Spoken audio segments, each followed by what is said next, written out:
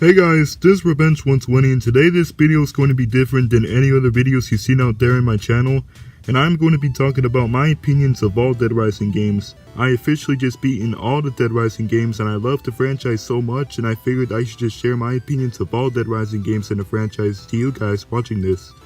So let's get started.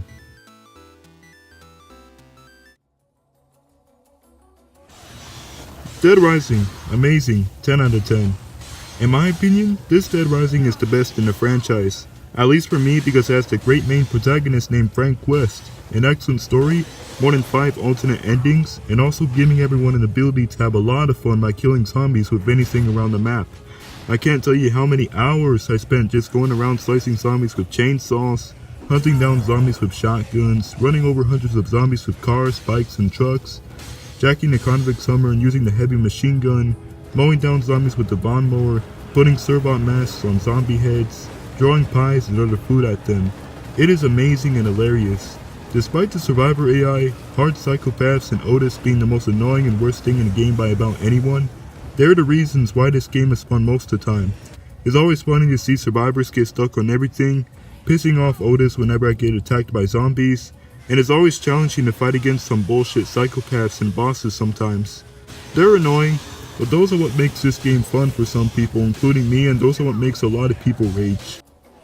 No! Fuck! God! Fuck, you're goddamn kidding me, you stupid fucking survivors! There's even a fun mode called Infinite Mode that you can unlock once you beat the game and get the real ending, and it's a mode where you basically have fun without a time limit or a story.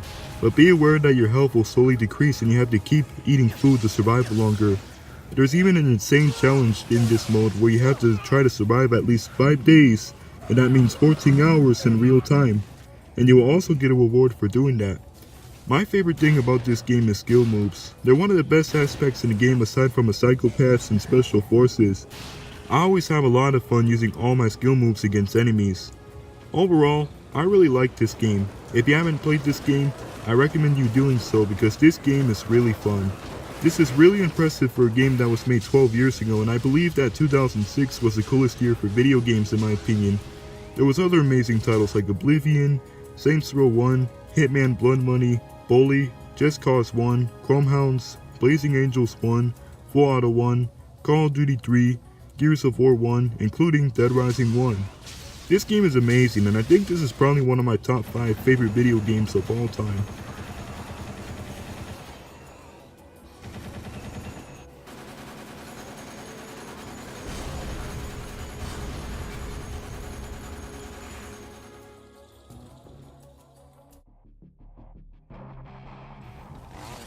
Dead Rising 2, awesome, 8 out of 10. Now, it isn't realistic compared to the predecessor. In terms of the story, it's not magnificent and it's not really bad either. I would say that it's somewhere in between. It also has more than 5 alternate endings, and you play as a new main protagonist named Greene, which not everyone liked, but a lot of people did, including me. I think he's also great.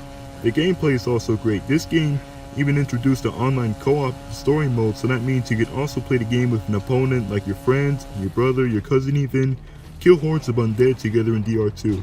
However, the co-op mode is a little bit strange. You're playing as Chuck, and your co-op opponent is also playing as Chuck. Isn't that strange? Also, if there was 2 Chucks, shouldn't there be 2 daughters? But I'm glad that they added in a co-op mode because they should have added online co-op mode in the first game. I wish that they added in a co-op mode before the game was officially released 12 years ago. Even when the game got remastered, it still doesn't have co-op mode, and it's kind of unfortunate because it would be interesting because we never seen that before. Now back to DR2. They should have done something for a co-op opponent to change the look of their face and changing the color of their skin, if you know what I mean. But this game is still pretty awesome, but what I hate about this game is that the skill moves in this game are garbage compared to DR1. It offers less skill moves than how many DR1 has. Also the fact that you have to go all the way to the safe house to give your daughter those Zombrex. There's also a new Otis named Solon, but he wasn't annoying like Otis.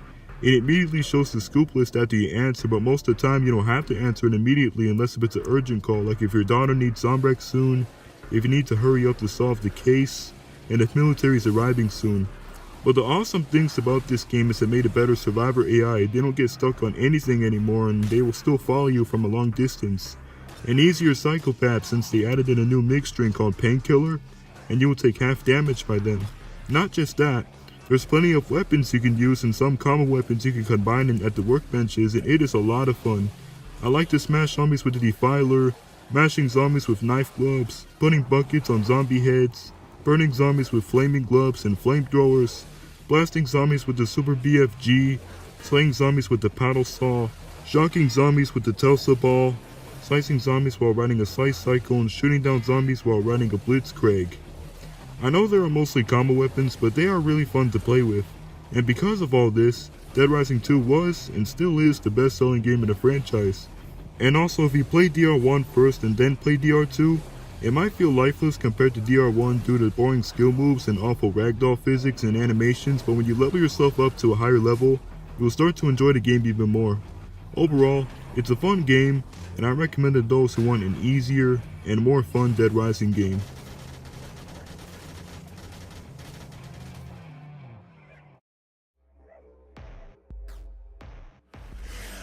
Dead Rising 2 off the record, super awesome, 9 out of 10. It still isn't realistic, it still has the same Zombrex system in DR2, but in this game, you gave a dose of Zombrex to yourself so you don't have to go back to the safe house to do it.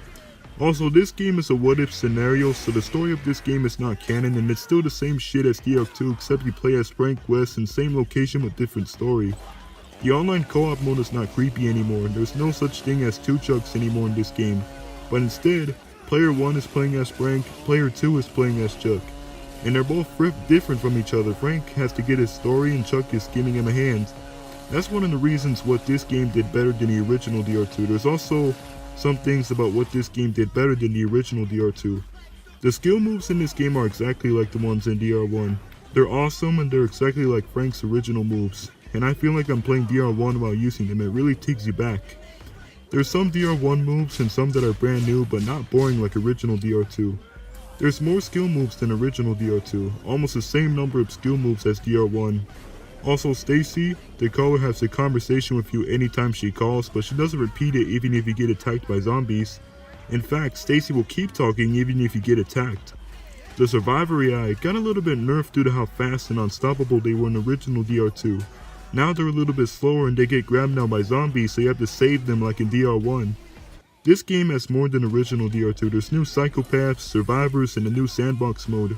A mode that original DR2 didn't have in the first place, and basically what you do in that mode is you basically can mess around and explore the entire map without a time limit. Not just that, this mode even contains challenges, and there's different challenges everywhere around Fortune City for you to complete. There's some tough ones which cause people to rage their ass off. Get the fuck off me! This is frustrating as fucking fuck. God damn it!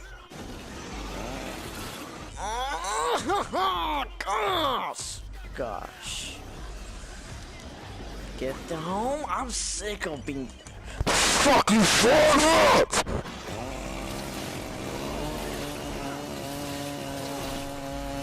See? Oh my gosh! So that's basically what you do in sandbox mode. You just have fun, kill zombies, complete challenges without a time limit, without a story, without decreasing health like in DR1's infinite mode. You can also do co-op and sandbox, which is pretty awesome if you don't want to do the story. This game even introduced the all-new Uranus zone location in Fortune City. This Dead Rising spin-off allows you to do so much more than original DR2. Many people would argue that this is the best Dead Rising game in the franchise. But I still think 1 is my favorite in my opinion, but this game is my second favorite. It's also one of my favorite video games of all time period, since this game is a more balanced and recent DR2 game, and overall, I would surely recommend this over the original DR2. While original DR2 is outdated with boring skill moves and a story that doesn't really matter at all.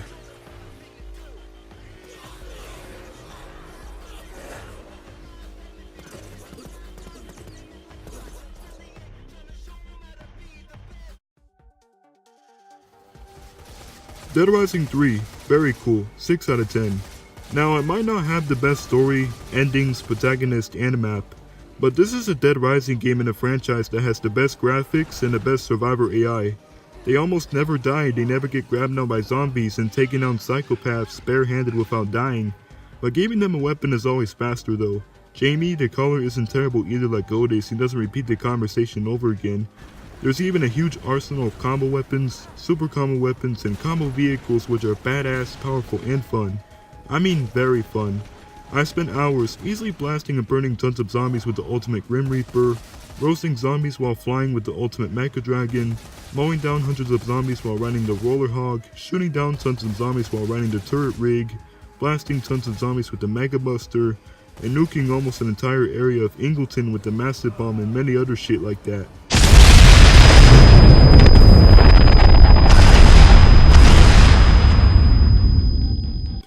You can make the combo weapons and vehicles anytime and anywhere, so there's no workbenches, and once you find the blueprints to make them, you can have a lot of fun using them. There's a thing called Weapons Locker in every safe house, and basically it contains all weapons you used or made before, and you can get them back that way without even making them. But however, all the Weapons Locker have a supply bar which limits how many weapons can be resupplied at a given time, so this could take some time. But this is a good thing that they added this, because you know that the map in this game is gigantic? Yes, it'll just be a pain looking for those ingredients to make a combo weapon in a huge map, and if there never was a way to make a combo weapon anywhere, you just have to go to the workbench and it'll just be difficult, you know? But thank God there isn't a workbench in this game. The best way to get them back is by going to the Weapons Locker. Also, this game's skill moves offers the same number of skill moves as original DR2. And they're not fun either.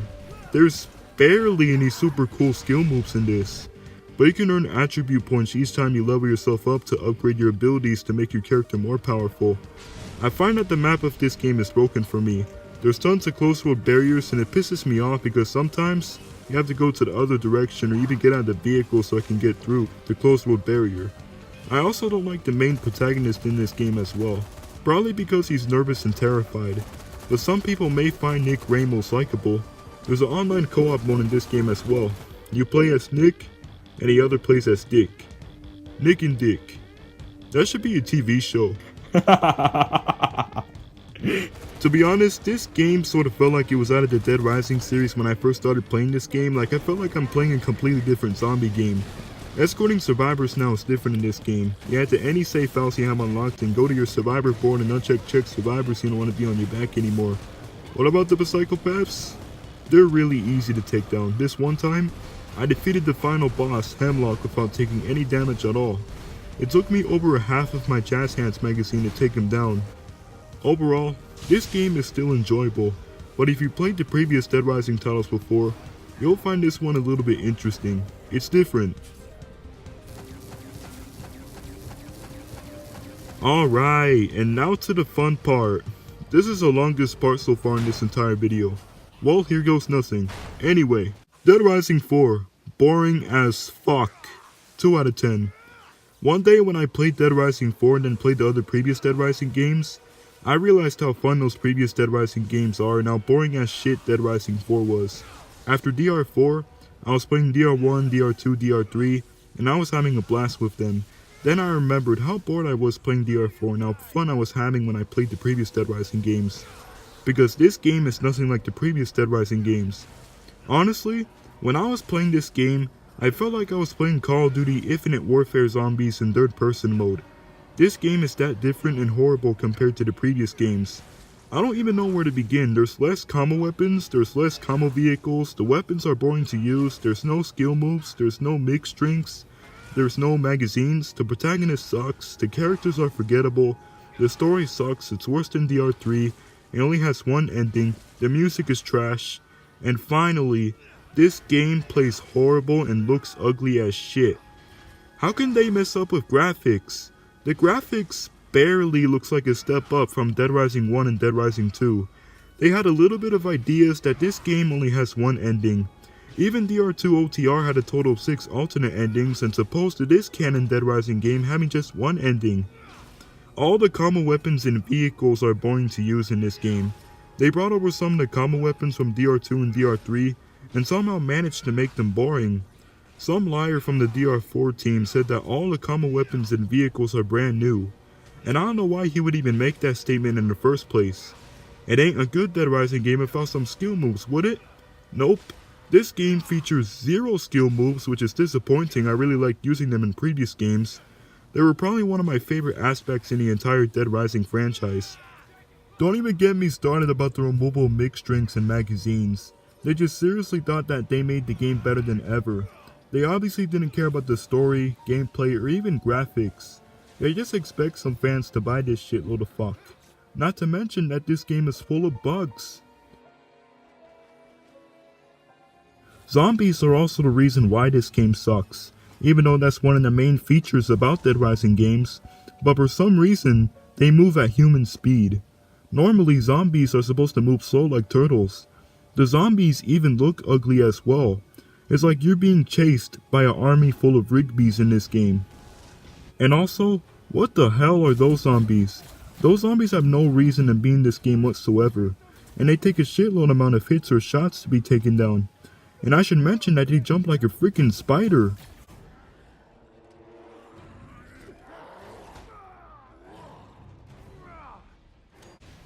This is just crazy. There's also no story co-op. I mean, there is multiplayer, and it's ass. Instead of playing as Frank, each 4 of you play as 4 shitty characters, and all you do is complete objectives in each 4 different episodes. This game even has the worst inventory system in the world. The foods have their own inventory slot now. They're like instant health packs now, so you can't throw them or get rid of them unless you drink them, because according to the developers, it's not fun searching through your inventory trying to find food. Which I haven't had a problem with that, neither did the fans. We all know what the fucking orange juice looks like. There's 4 kinds of inventory slots: drone, melee, ranged, and food. And the problem with the first 3 inventory slots is that the drone slot only tracks grenades, dynamites, flashbangs, and other stuff like that. So it doesn't track like benches, garbage cans, or even chairs, but they instead put chairs in a melee inventory. You can't throw anything that's in a melee inventory, obviously, because it's not drone. But what if you accidentally picked up that chair and you don't want it and you try to throw it and then you realize it's in a melee inventory and that chair is stuck in your inventory for a while? The strange question is though, why is it that chairs allow you to keep in your pocket? Normally in previous Dead Rising games, you can't keep the bench, or a table, or a chair in your inventory because they're too damn big for your pocket. But apparently Frank's pocket is on steroids in Dead Rising 4. Well, damn. You can't escort survivors in this game anymore. Basically, when you find survivors getting into trouble somewhere, you can help clear zombies for them, but they won't follow you, but instead they head back to the emergency shelter and drop a weapon from their pocket in the end. Also, the friendly fire is no more in this game. The terms of the survivor AI doesn't need to be mentioned because all they do is head back to their shelter. They don't follow you anymore. But remember in the previous Dead Rising games, when you escort some survivors, they will give you money, Zombrex, all of them gives you prestige points, and one will reward you with a rare weapon. Paul the Arsonist from DR1.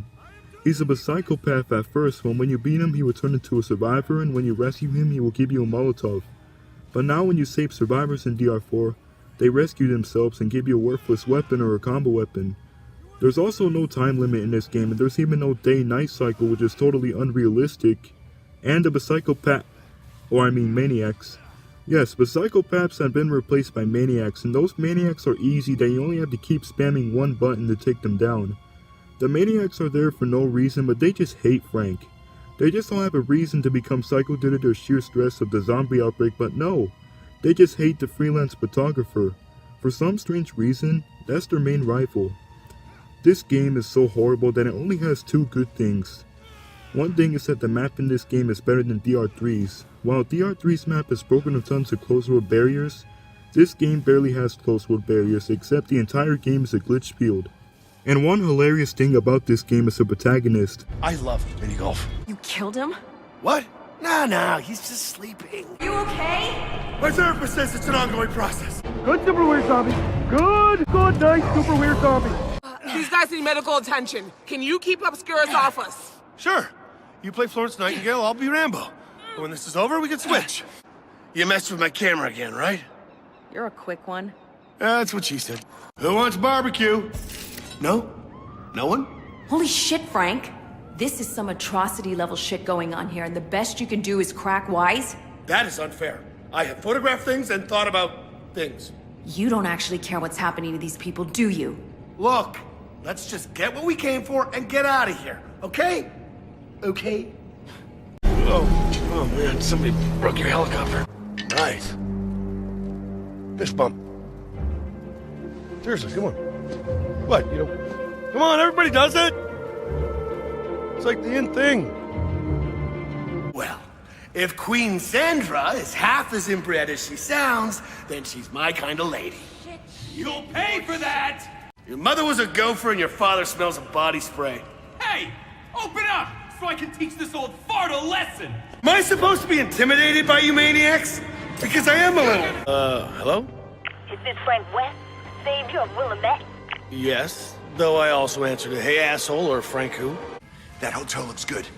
3 stars at best. You ever stop clowning? Holy shit. I can't stop laughing every time I look at him and listening to him spitting out his jokes. And he's apparently a college professor and some girl student is there with him holding his back. I thought he was a photojournalist, but now he is a funny and horrible joke spitting motherfucker. The return of Willamette was also pretty pointless because it already had zombies 16 years ago since the first outbreak happened in DR1, and they've also made Willamette different. They should have called it something else because no longtime Dead Rising fans would ever get vibes from that. In fact, no Frank West or Willamette fans would ever get vibes from that as well. And there's more than all the reasons I said before about why this game is horrible. Watch this video on YouTube called Dead Rising 1 vs Dead Rising 4 by Crowbcat. I'm just gonna show a 30-second sneak peek right now. So this video is basically about comparing two games from the same franchise with physics, features, details, and animations between Dead Rising 1 and Dead Rising 4 in this case. And thankfully this video has over 1 million views. And the hilarious part is, I don't even have to explain what I'm talking about. It's very obvious seeing this right here, right now. That's how bad and disappointing Dead Rising 4 is compared to the original and the other sequels.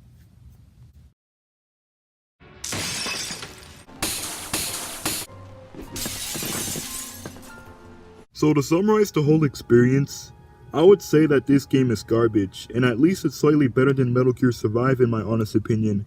However, it still isn't a good idea to purchase this game or even rent this game, and it sure as hell won't take you back to DR1 or 2006. They think that they're going back to the roots, according to some dickhead from the DR4 team. We're going back to our roots. We're also going back to the roots. Like I said, we're going back to our roots. When they brought back Frank West because the fans wanted him to return. Even the fans are stupid for wanting him to return in DR4. Anyway, the devs just thought that bringing back Frank West would immediately make it the best Dead Rising game. They just thought that fans would feel like they're back in time or something like that. By the way, if any of you guys question, why is Frank dressed up as a construction worker? That's an amazing question, and here let me tell you why. Let's pretend that the developers from Capcom Vancouver are construction workers and they make things such as video games in this case. And most importantly, they fix things. And those construction workers need to fix their shit, so they need to fix Frank West and fix on what the hell they're doing to this amazing franchise and what exactly are they doing with their shitty life. And the funny thing is, I didn't mean to change to this outfit. This time around when I was playing this game, I decided to make Frank look like a moron and I kept buying whatever random outfits for Frank from a clothes vendor until I got bored and my last purchase was a construction worker gear. And I just made Frank to stay like that because developers need to fix their shit and they need to fix Frank because he's broken. And it's not the Frank that I remember from the previous games. It's unfortunate, you know. This was all Frank West fans' fault for saying that they want Frank West back and bring back Willamette, which wasn't a good idea to begin with. But it was those idiot bastards' fault. If they didn't say that they want Frank West back, then this wouldn't have happened. If I were one of them, I would have said, bring back Chuck Greene or make a new protagonist. Or maybe this would have been the best idea to celebrate the 10-year anniversary of Dead Rising. Make Frank, Chuck, and Nick as all playable characters. You know, like GTA 5, there's 3 playable characters. Franklin, Michael, and Trevor. That would have been a perfect way to celebrate the 10-year anniversary, and that would have made Dead Rising 4 probably one of the best Dead Rising games. But now look how ugly as shit Frank West is in DR4 and the entire game itself. This is all your fault, Frank West fans! Really, they don't just shut the hell up and play DR1 or DR2 OTR to play as Frank West. I mean, sure, they probably already played the games, but still.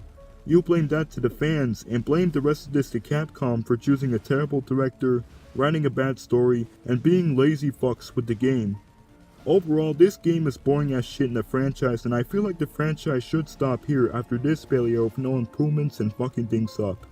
I hope there's no Dead Rising 5 because it'll just be even more of a disgrace to the franchise and the same fucking thing will happen. Otherwise, 4 is going to be better than 5 anyway. People would just expect worse and constantly compare it to the original, the sequel, the third game, and even the fourth game, which was a disgrace to the franchise when it was released. But when the next game comes out and turns out to be a disappointment, it could make the Dead Rising franchise hella dead. But who knows if it's going to be good or not. But that's what I would predict in the future. Thanks for watching, and I hope you enjoyed this video. Let me know if you actually agree with what I said. If that's the case, leave a like on this video and subscribe to this channel to become a pirate. Creebian out.